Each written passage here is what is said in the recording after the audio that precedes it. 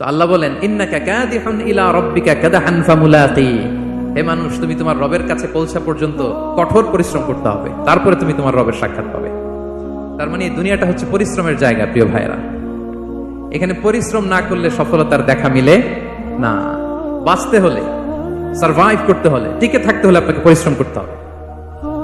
এই পৃথিবীতে কেউ কাউকে জায়গা করে দেয় না, এখানে জায়গা করে নিতে হয়। ঠিক কিনা বলেন? আপনি যদি পরিশ্রম করেন, পরিশ্রমে যে ঘাম ঝরে শরীর থেকে, পরিশ্রমের ঘামে জন্ম নেয় সফলতার বীজ।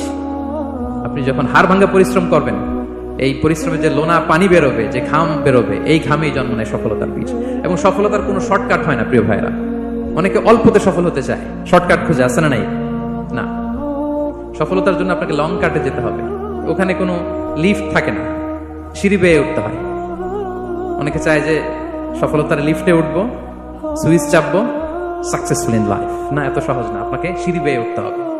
তাহলে পরিশ্রমের কোনো বিকল্প নেই। এই দুনিয়াটা হচ্ছে পরিশ্রমের জায়গা, সংগ্রামের জায়গা। আপনি সফল হতে হলে আপনাকে পরিশ্রম করতে হবে, করতেই হবে। আর পরিশ্রমে কোনো লজ্জা নেই। আমি বিভিন্ন আমার আলোচনায় বলি, কাজে লজ্জা নেই। কিসে লজ্জা নেই? আওয়াজ করে বলুন সবাই। কাজে লজ্জা নেই। লজ্জা হচ্ছে অলসতায়, লজ্জা হচ্ছে হাত পাতায়, লজ্জা হচ্ছে অকর্মণ্যতায়। কাজে লজ্জা আছে? লজ্জা কিসে বলেন সবাই? লজ্জা হচ্ছে অলসতায়, অকর্মণ্যতায়। যারা কাজ না করে ফুটানি মারে, ওইটাতে লজ্জা। অনেকে আছে ফুটানি মারে, আছে না নাই? কাজ করে না, সব ফুটানি, এই ফুটানিতে লজ্জা। কিন্তু পরিশ্রমে কোনো লজ্জা নেই।